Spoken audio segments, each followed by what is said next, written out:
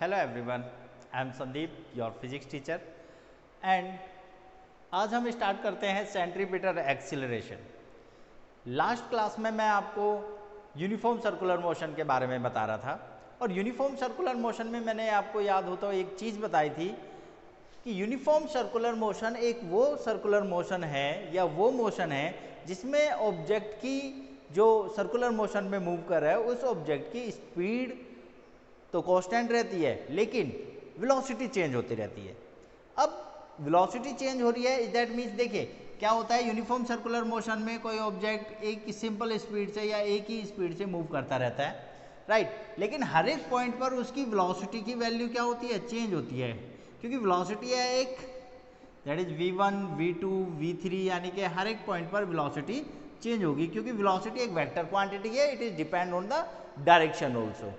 Clear. अब इसी वे में आगे अगर हम सोचें तो अगर वेलोसिटी चेंज हो रही है तो यहाँ पर भी एक एक्सीलरेशन होगा, ठीक है। तो एक बात और याद रखना कि जो यूनिफॉर्म सर्कुलर मोशन होता है it is not a constant acceleration, sorry it is not a constant motion, ठीक है। ये भी एक एक्सीलरेटेड मोशन होता है। इज दैट मीन्स कि यूनिफॉर्म सर्कुलर मोशन में एक्सीलरेशन जीरो नहीं होता, ठीक है, क्योंकि वेलोसिटी चेंज हो रही है और हमें पता है कि एक्सीलरेशन क्या होता है, the rate of change of velocity. जहां वेलोसिटी चेंज होगी वहां एक्सीलरेशन भी जरूर होगा। तो यूनिफॉर्म सर्कुलर मोशन में जो एक्सीलरेशन हम कंसीडर करते हैं that is called centripetal acceleration. Centripetal acceleration that is means जो एक्सीलरेशन की डायरेक्शन है वो सेंटर की तरफ होगी, राइट। और इस एक्सीलरेशन की डेफिनेशन या फिर हम इसे डिफाइन कैसे करें, the acceleration of a uniform circular motion which is required to move an object in a circular orbit, ठीक है। यानी कि किसी ऑब्जेक्ट जो कि यूनिफॉर्म सर्कुलर मोशन कर रहा है या सर्कुलर मोशन में अगर कोई ऑब्जेक्ट है, क्लियर, तो उसकी जो rate of change of velocity है वो उसका क्या कहलाएगा, सेंट्रीपिटल एक्सीलरेशन कहलाएगा। लेट अस कंसीडर, देखिए इसे समझते हैं। अगर कोई ऑब्जेक्ट है और वो एक यूनिफॉर्म सर्कुलर मोशन कर रहा है एक सर्कुलर पाथ पर जिसकी रेडियस स्मॉल आर है, क्लियर। तो एट अ पॉइंट ए, किसी पॉइंट ए पर जो उसकी वेलोसिटी है that was the velocity v1, ठीक है। और v1 वेलोसिटी हमेशा किस डायरेक्शन में होगी, at the direction of tangent at the point A point पर जो टेंजेंट है टेंजेंट के थ्रू ही उसकी वेलोसिटी की डायरेक्शन होगी।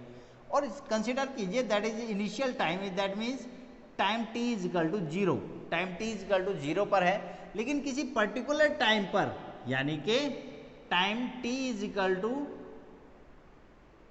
सपोज कीजिए that was the time t और यहाँ पर जो टाइम है that is t plus delta t, यानी कि डेल्टा टी टाइम के बाद वो कहाँ पर आ जाता है, ऑब्जेक्ट पहुँचता है b पॉइंट पर, ठीक है। अब जो b पॉइंट पर अगर हम टेंजेंट ड्रॉ करें तो ये टेंजेंट हमें क्या देगा, ये टेंजेंट हमें देगा the value of velocity at point b, ठीक है। तो ये दो वेलोसिटीज हैं, a पॉइंट पर v1 और डेल्टा टी टाइम के बाद ऑब्जेक्ट b पॉइंट पर पहुंच जाता है और b पॉइंट पर जो उसकी वेलोसिटी है that is equal to v2। यहाँ पर जो वेलोसिटी का मैग्नीट्यूड है वो तो सेम रहेगा, लेकिन यहाँ पर डायरेक्शन चेंज हो गई तो इसलिए हमने इन वेलोसिटीज को v1 और v2 से डिनोट किया है, ये याद रखिएगा, ठीक है। अब जो एंगल शिफ्ट हुआ डेल्टा टी टाइम में इसे कहेंगे क्या, एंगुलर डिस्प्लेसमेंट एट टाइम, कितने टाइम में, that is delta T is equal to theta. जो डेल्टा टी टाइम में एंगुलर डिस्प्लेसमेंट हुआ that is equal to theta, right. And where theta is called, theta is equal to क्या होता है, theta is that arc upon radius, ये याद रखना, ठीक है। अब इन्हीं वेलोसिटीज को देखिए, अगर हम वेलोसिटी v1 को v1 की डायरेक्शन में ड्रॉ करें तो ये है v1 की वैल्यू, ठीक है। और वेलोसिटी v2 को कोइनिशियल वेक्टर के थ्रू v2 की डायरेक्शन में ड्रॉ करें like that is the velocity vector v2, ठीक है। तो हमेशा याद रखना जो रेडियस है वो टेंजेंट पे हमेशा परपेंडिकुलर होती है, ठीक है। तो अगर हम इन दोनों की वैल्यूज को बात करें, जैसे ये 90 डिग्री है तो जितना ये शिफ्ट करेगा तो इन दोनों वेक्टर के बीच का एंगल भी वही होगा जो रेडियस वेक्टर का एंगल है।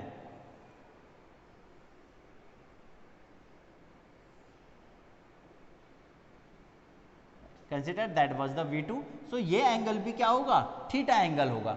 अब ये जो वेक्टर है इन दोनों का जो बीच का डिफरेंस है that was the delta V। Clear. So अगर हम ये पॉइंट है O, that was A B, similarly that was the point O and that was the point A dash and B dash, that is O dash A dash and B dash. So हम इन दोनों triangle में देखें तो magnitude angle से जो triangle है, triangle O A B and O dash A dash and B dash are the congruent triangles। ठीक है, क्योंकि इनका मैग्नीट्यूड, इसका मैग्नीट्यूड और ये मैग्नीट्यूड ये सब बराबर होंगे। ठीक है, और ये एंगल भी बराबर है। So these are the congruent triangles। So we can say that the angle theta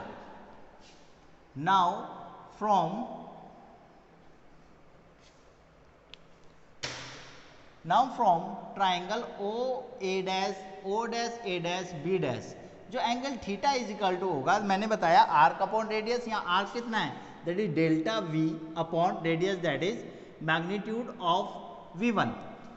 ठीक है, that was the magnitude of vector V1 और V2।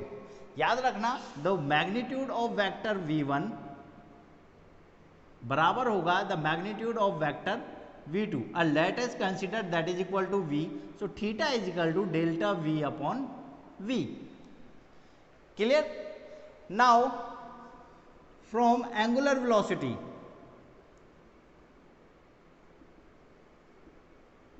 एंगुलर वेलोसिटी के टर्म्स में क्या होता है, that is omega is equal to theta upon delta T.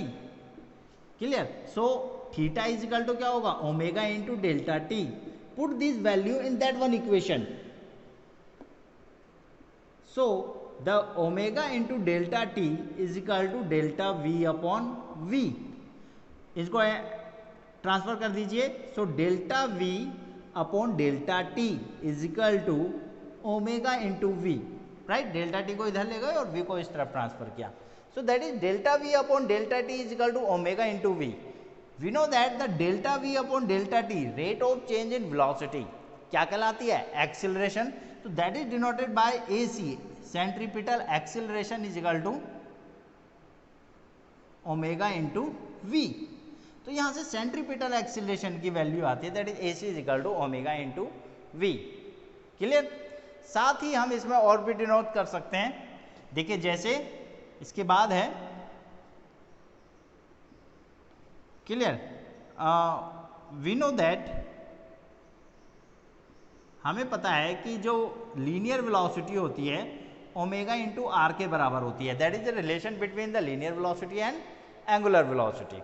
Clear. So V की जगह अगर आर ओमेगा रखेंगे तो AC इज इक्वल टू हो जाएगा, that is R into omega square.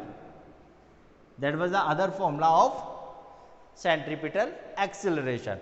or if we put the value of V, that is omega, then omega is equal to V upon R, then we can say that AC is equal to V square upon R also। that was the other formula of centripetal acceleration। ठीक है, तो याद रखना uniform circular motion एक accelerated motion है और उसमें जो एक्सिलरेशन होता है वो सेंट्रीपिटल एक्सिलरेशन कहलाता है।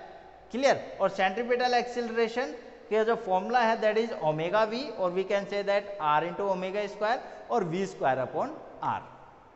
Clear class. So that was the small derivation about the centripetal acceleration.